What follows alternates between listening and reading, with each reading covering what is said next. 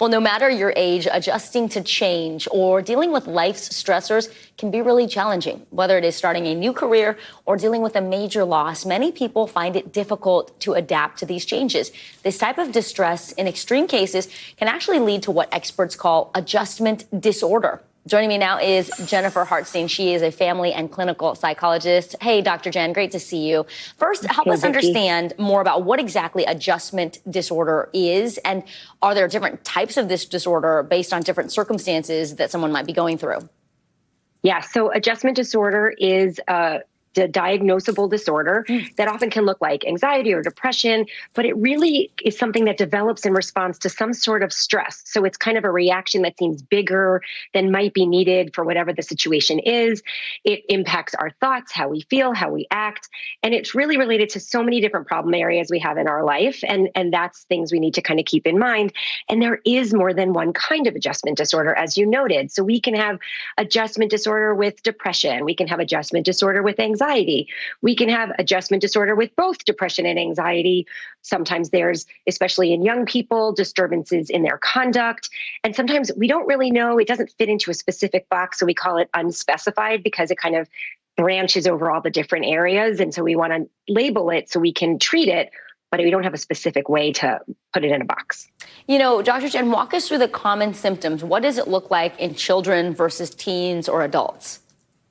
So common symptoms are really across the board very similar, where we might be feeling sad or hopeless, especially in an adjustment disorder with depression. Maybe we're crying more. We might be more restless. We might be more anxious. Maybe we're not sleeping so great. Maybe we're eating too much. We're eating too little. We're isolating. We're irritable. And kind of that goes across all ages. So if you just notice a change and maybe you just moved, those two things might go together.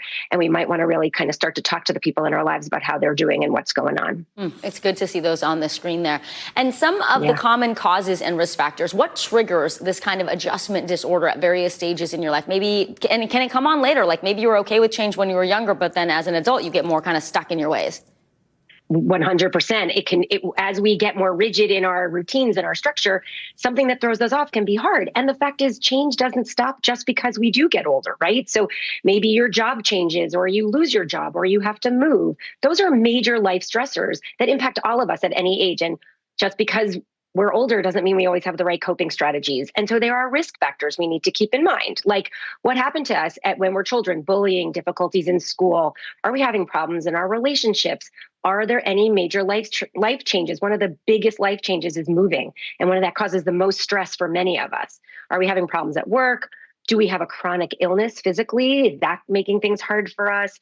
All of those pieces together can make that adjustment harder. And then we kind of, for 3 to 6 months, might have a harder time being in our regular routines. So we might need extra support during that time. Dr. Jen, when should you seek treatment? What does that help look like? You know, if you give yourself a little bit of time to settle, but it's not really going away and you feel like it's developing into something serious, you know, where do you go? What are the options?